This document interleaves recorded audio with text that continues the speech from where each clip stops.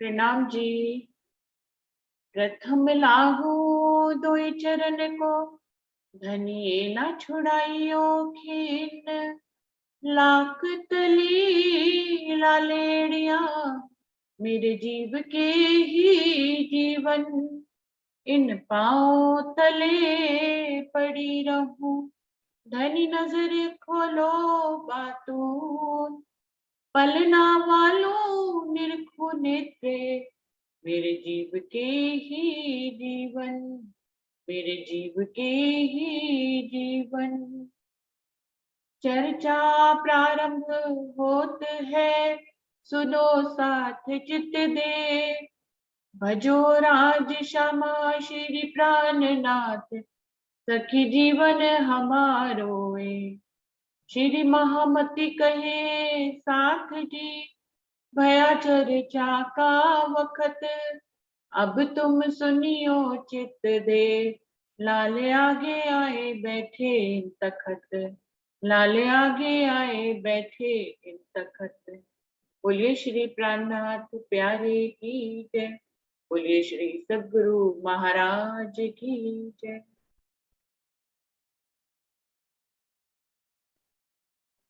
सुंदर साथ जी, ये बीतक साहब वाणी का 53वां प्रकरण चल रहा है और उसकी 128 चौपाई हो गई थी। प्रसंग हम सभी को मालूम है, भाव सिंह राजा के यहाँ शिवजी साहिब जी जगाने के लिए गए हैं, जहाँ बहुत से मुस्लिम सुंदर साथ भी शामिल होते हैं। जहान मोहम्मद अव्वल खान सभी को शिवजी साहिब जी उनके प्रश्नों के उत्तर देकर संतुष्ट करते हैं। ऐसे में क्या होता है कि भाव सिंह शिवजी साहिब जी से चमत्कार की भावना रखते हैं। शिवजी साहिब जी के मना करने पर भी जब वो देखना चाहते हैं कुछ, तो जैसे उनको रास योग माया के ब्रह्मांड में रास थोड़ा सा भी दर्शाते हैं, तो भाव सिंह उसको सहन नहीं कर पाते हैं। और इन समय भाव सिंह का वाका हुआ जब, तब जोर किया दज्जाल ने, शोर बड़ा हुआ तब। भाव सिंह का धामगमन हो जाता है और तब जो फतेह मोहम्मद है वो उनके सिंहासन पर कब्जा कर लेते हैं और फिर वो वैरागियों को पकड़ने लगते हैं। जबकि फतेह मोहम्मद उनमें से एक है जो जहान मोहम्मद से चाहते थे कि शिरजी साहिब जी की पहचान उनको कराएं, और जहान मोहम्मद ने उनको शिरजी साहिब जी की पहचान भी कराई थी। उन्होंने स्वीकार भी किया था कि आखिर जमा इमाम मेहदी है, लेकिन उन्होंने ये कहकर बात को खत्म कर दिया था कि जब तक औरंगजेब खुद आकर इनके निजानंद संप्रदाय को स्वीकार नहीं करते, उससे पहले हम कैसे आ सकते हैं। हम तो शरा तोरा से बंधे हुए हैं, जब औरंगजेब स्वयं आएगा तो हम भी आ जाएंगे। जबकि इनको पहचाने उसके बावजूद भी शिरजी साहिब जी को पकड़ने का पूरा प्रयास कर रहे हैं। फतेह मोहम्मद ने 3 समय किया चाकरों को हुक्म, ढूंढ काढ़ो वैरागी ले कैद में हम। इस प्रकार से फतेह मोहम्मद ने अपने चाकरों को ये आगे से आदेश दे दिया कि वैरागियों को ढूंढ निकालो। इस प्रकार से उनको कैद में लेने की भावना से वो उसने सबको हुक्म दिया। शिवजी साहिब जी उनके पुरे रहे जाए हवेली पास, उत मुल्ला के घर करते करते न काहू विश्वास। और शिवजी साहिब जी ने क्या किया कि उसी के मोहल्ले में जाकर, उनके घर के बगल वाले घर में जहाँ एक काजी का घर था, वहां जाकर शरण ले ली। और फतेह अल्लाह उनको पूरे औरंगाबाद में ढूंढ रहा है, लेकिन शिवजी साहिब जी उसी के ही मोहल्ले में, उसी के घर के निकट में रुक जाते हैं। लगे कुरान उतारने, लोभ दिखाया दिन, वो तो राजी भया बैठे लालदास चरण। काजी को थोड़ा सा लोभ दिखाते हैं तो वो कुरान का टीका करवाने लग जाता है। लालदास जी और शिवजी साहिब जी वहां बैठकर टीका उतारने लग जाते हैं। पूरे शहर में शोर मचा हुआ है वैरागियों को पकड़ने के लिए, लेकिन शिवजी साहिब जी अपना कार्य कर रहे हैं। उन्हीं के ही मोहल्ले में काजी के घर में रुकते हैं और उनसे कुरान का टीका करवाने लग जाते हैं। 3 दिन तहां रहे, ए ढूंढे शहर में ठौर, भवानी भट्ट मिला किया तिन पर जोर। 3 दिन तक शिवजी साहिब जी यहीं बैठे हैं और कुरान को उतार रहे हैं। वो पूरे शहर में शिवजी साहिब जी को ढूंढ रहे हैं फतेह अल्लाह, लेकिन शिवजी साहिब जी मिल नहीं रहे हैं। ऐसे में भवानी भट्ट जो है, जो बुद्ध गीता और बुद्ध स्रोत लेकर आए थे, वो उनकी पकड़ में आ जाते हैं। बरसाए के भाग के छूटा ए जो भट्ट भवानी, हमें दिखाओ वैरागी हम ढूंढ सके अपनी। इनको पकड़ लेते हैं और फिर इनसे पूछते हैं कि वैरागी तुम्हारे जो स्वामी है वो कहाँ है, कृष्णदास जी और सारे सुंदर साथ कहाँ हैं। भवानी भट्ट बताते तो नहीं है और किस तरह चालाकी से उससे छूटकर भाग भी आते हैं।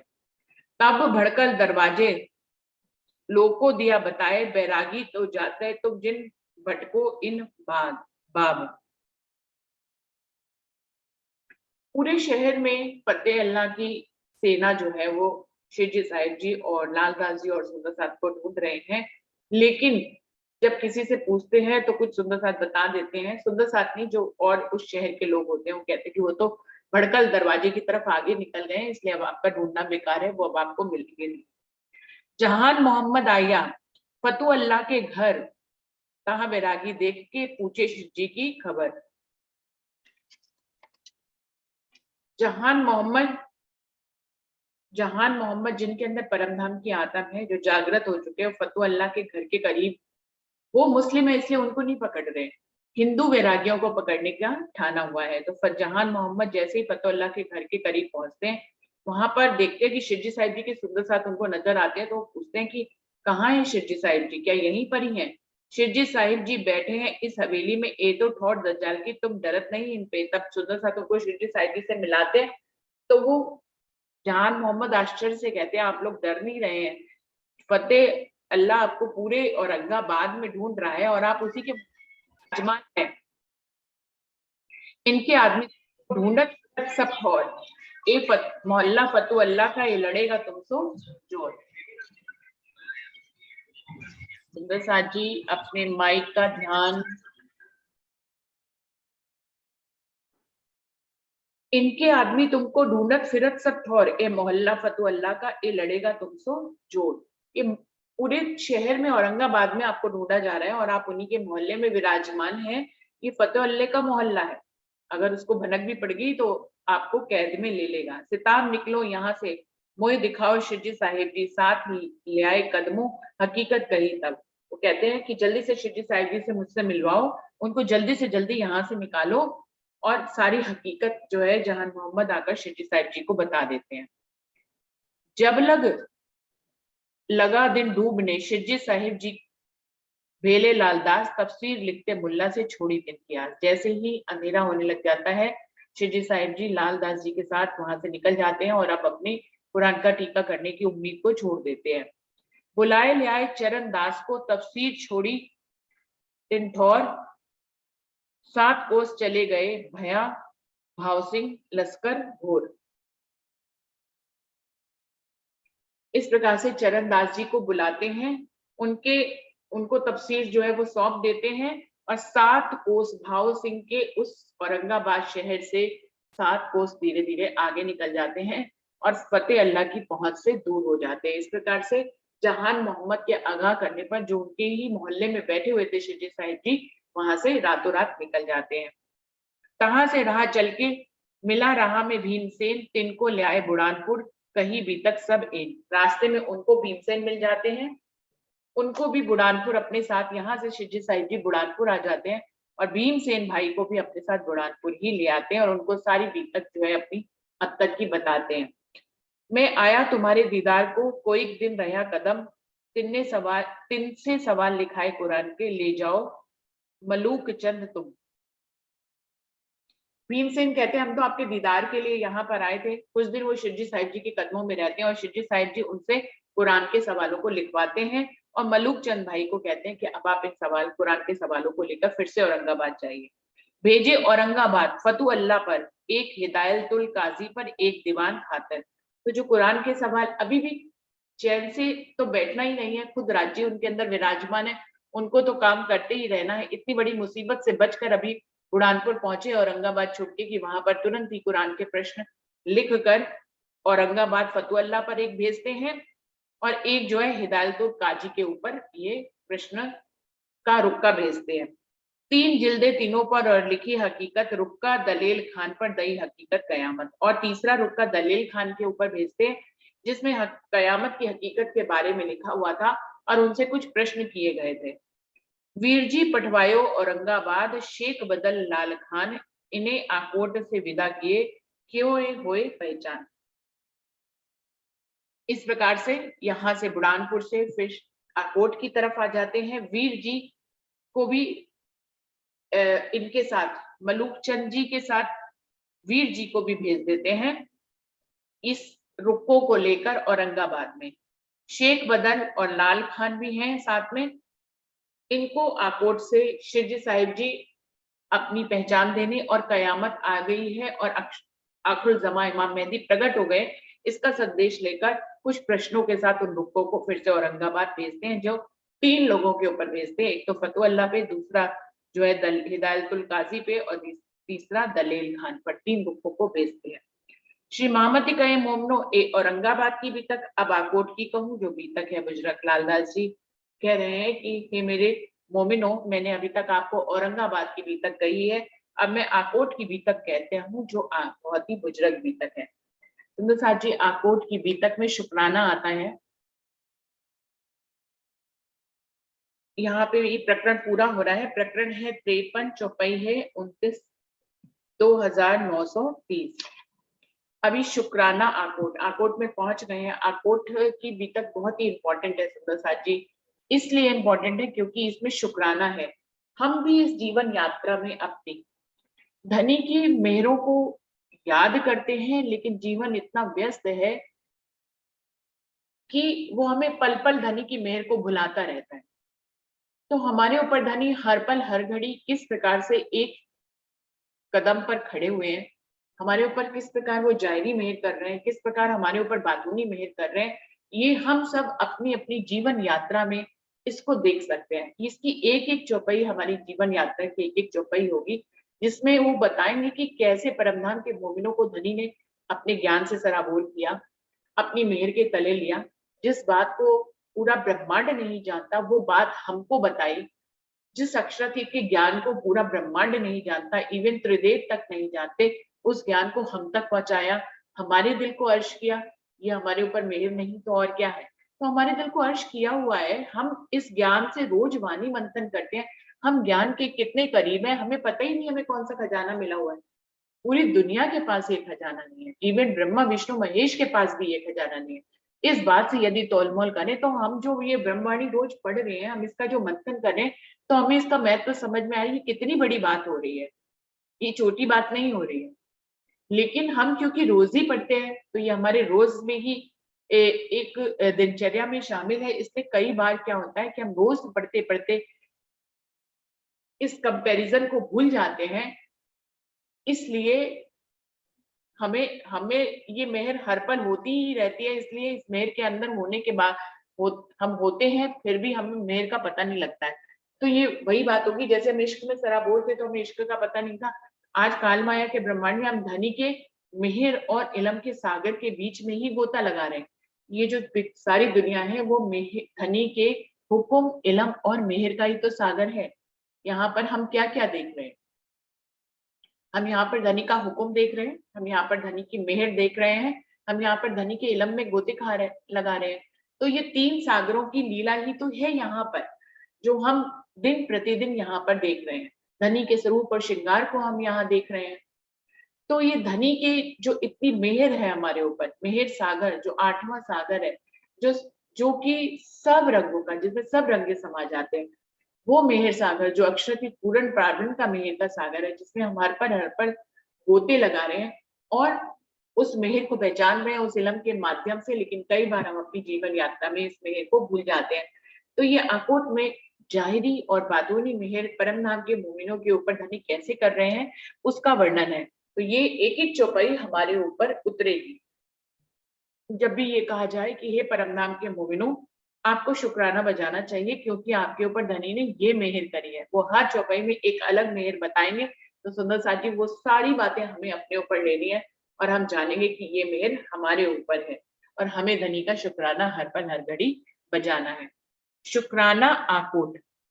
अब तुम सुनियो साथ जी, शुक्राना करो याद, एक बातून तुम ऊपर दिखाऊं तुम्हें बुनियाद। महामती जी कह रहे हैं, हे मेरे परम धाम के मोमिनों, अब आप शुक्राना को याद करो, शुक्र को याद करो, धनी की मेहर, धनी की कृपा को आप याद करो। एक बात तुम ऊपर दिखाऊं तुम्हें बुनियाद, तुम्हारे ऊपर किस तरह से धनी बातूनी मेहर कर रहे हैं, उसकी बुनियाद मैं आपको दिखाना चाहता हूँ। क्यों दिखाने की जरूरत पड़ी सुंदर साथ जी? दिखाने की जरूरत इसलिए पड़ी, ये अभी उस समय की बात करेंगे और हम फिर अपने समय की, कि धनी को शुक्राना याद दिलाने की जरूरत क्यों पड़ी। उस समय भी सुंदर साथ बहुत से कष्टों को झेल रहे थे, जैसे कि औरंगजेब के दरबार में जब मैसेज लेके गए तो वहां पे कष्टों को झेला, फिर जो है भीख मांगी, इस तरह से कष्टों को झेला।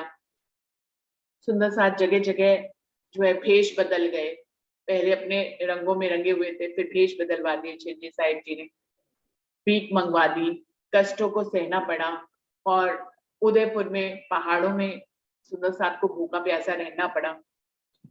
तो इस तरह की बहुत सी ऐसे कष्ट होते हैं कि जीवन में वो आते ही आते हैं, चाहे वो जागनी यात्रा करने कोई जाए, उन जागनी यात्रा के लिए, उस जागनी करने के लिए वो चल रहा हो, तो भी इस तरह की दज्जाल की लड़ाइयां तो सामने होती हैं, सृष्टि के नियमों का सामना करना पड़ता है।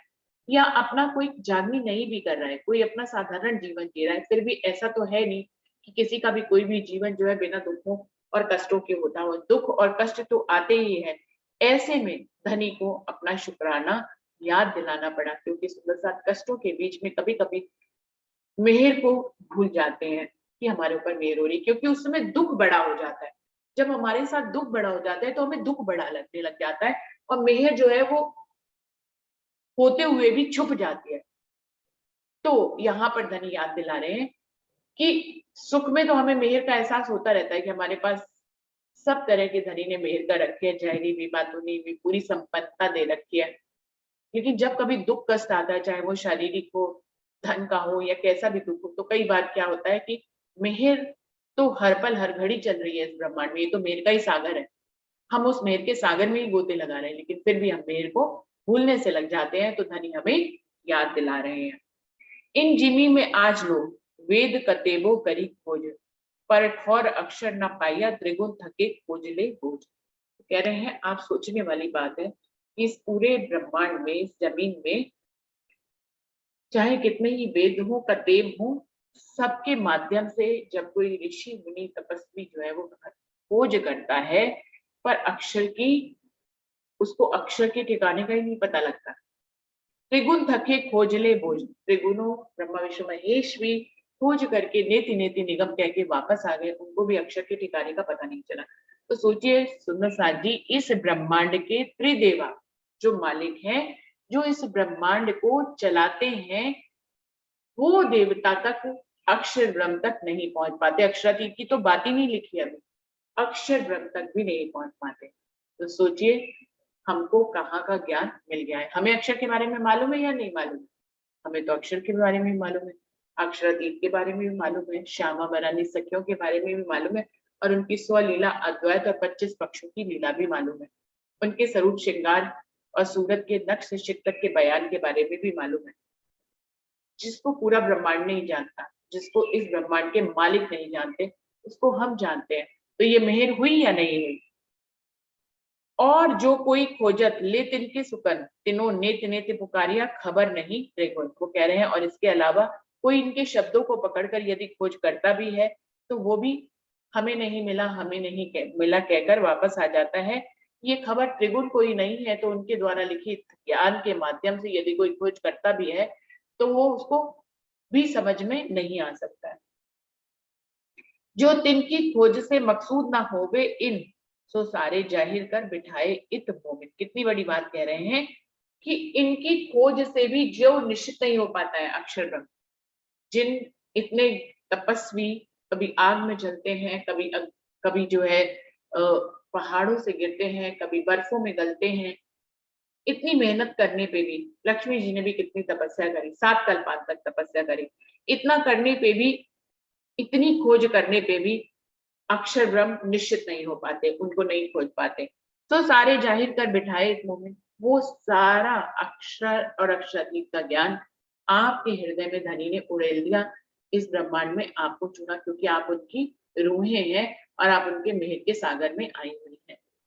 सो सारे जाहिर कर बिठाए इत मोमिन, मोमिनों को ये सब भेद जो पूरे ब्रह्मांड को नहीं पता, मोमिनों को ये सारे भेद धनी ने स्वयं जाहिर कर दिए।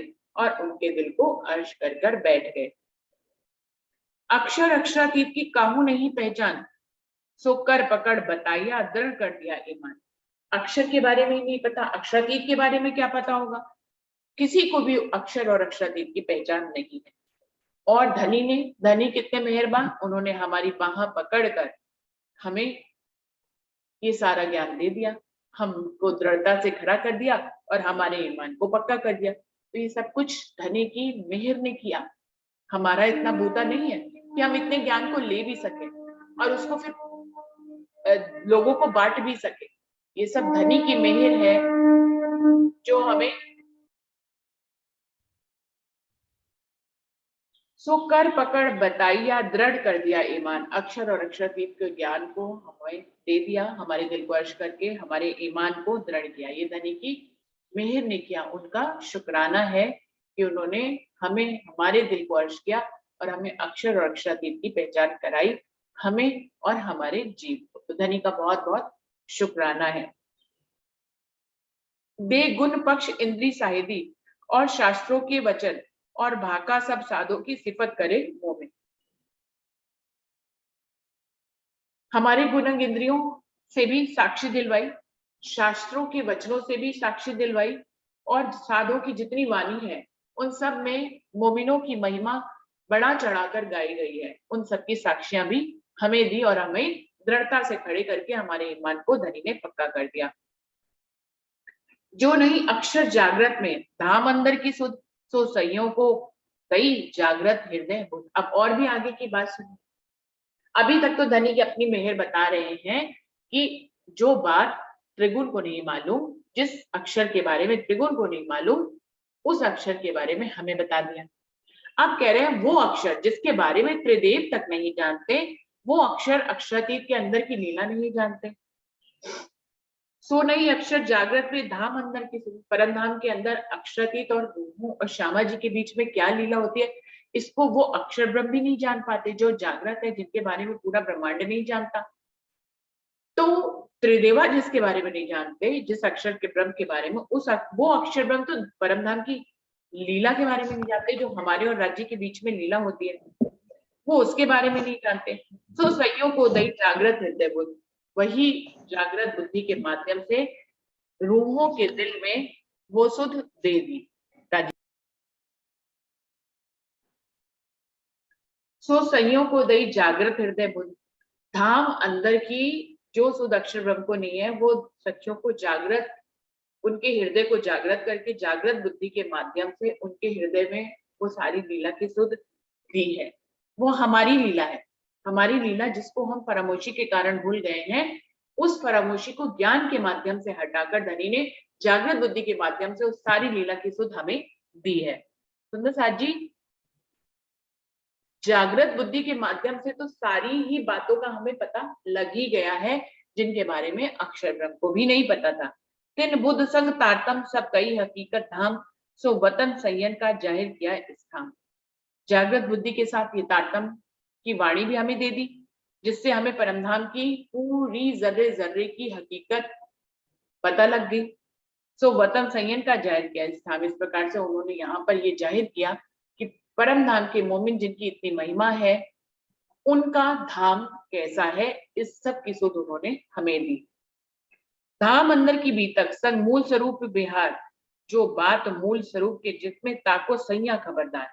परमधाम के अंदर की बीतक और मूल स्वरूप के साथ श्यामा महारानी और सखियों का जो विहार होता है, जो प्रेम होता है, उनके बीच में जो संबंध है, जो वायदत है, जो निस्बत है उनकी, जो राज्य महाराज अपने दिल में लेते हैं, वही उनकी रूहों के दिलों में आता है, वही पूरे परमधाम के जर्रे जर्रे में आता है।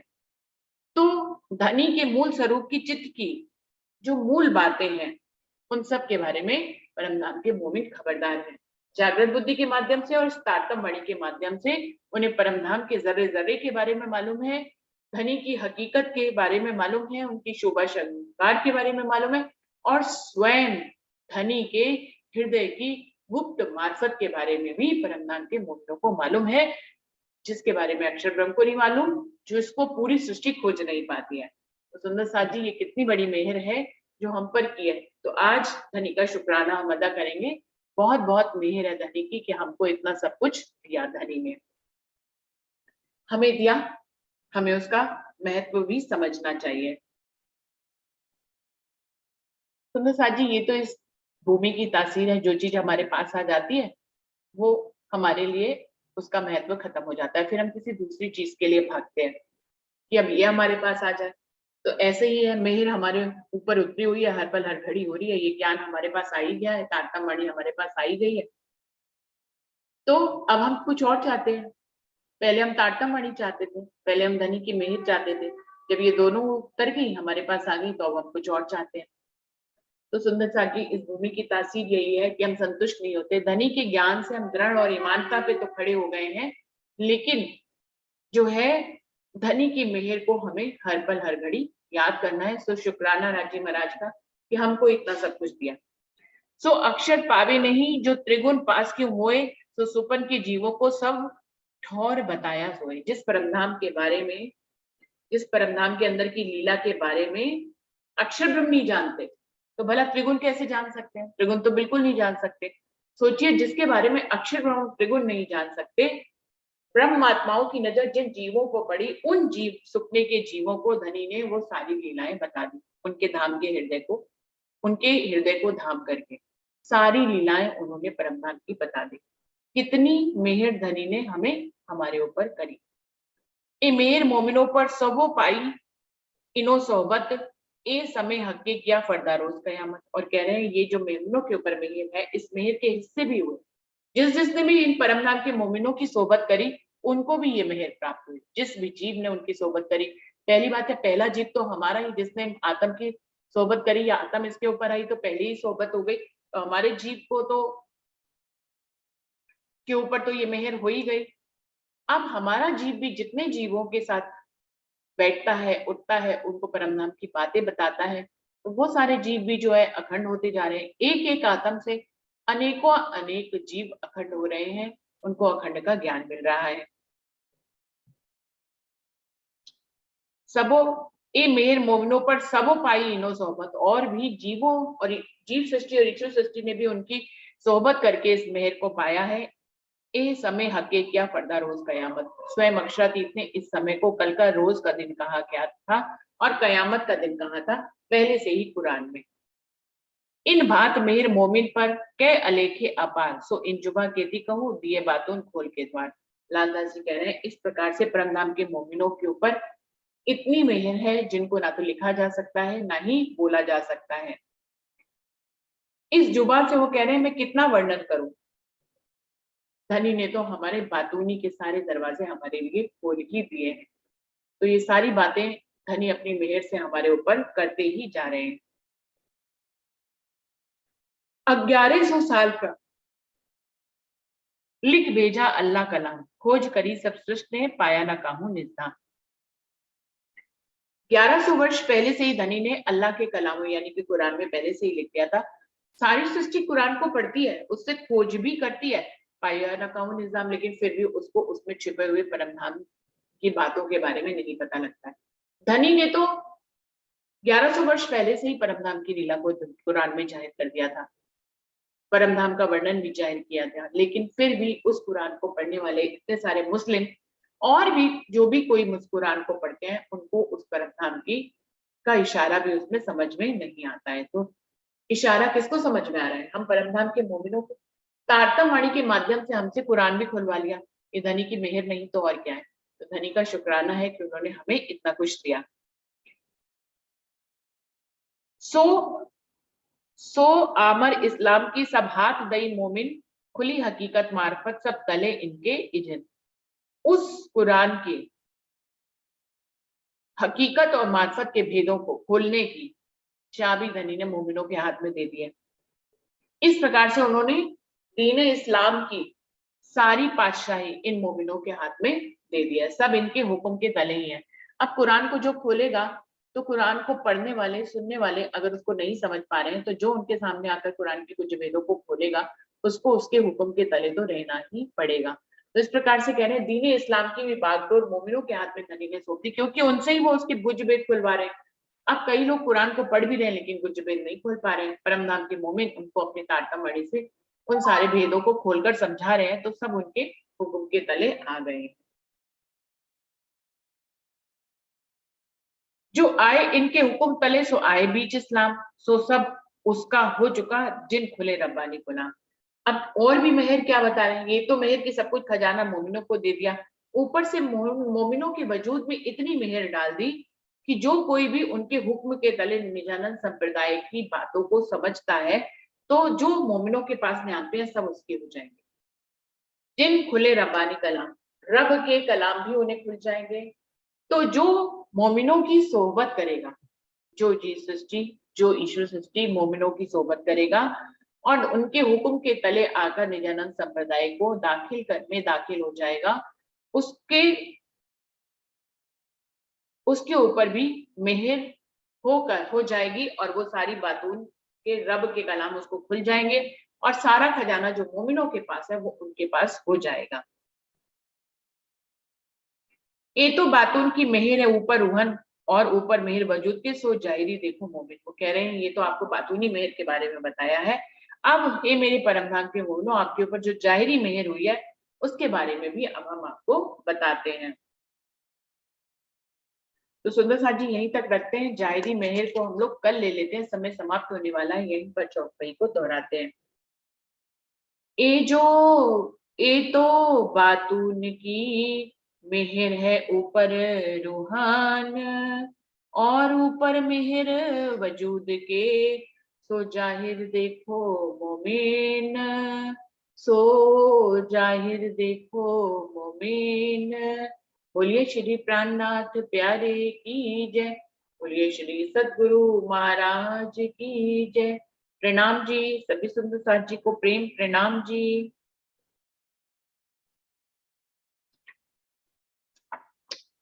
प्रणाम जी, प्रणाम जी, प्रणाम जी, प्रणाम जी, प्रणाम जी। सुंदर साथ प्रणाम जी, जी, प्रणाम जी, प्रणाम जी, प्रणाम जी, प्रणाम जी। प्रणाम जी। सुंदर साथ जी चलते हैं अपनी दूसरी बैठक की तरफ। उषाई प्रणाम जी।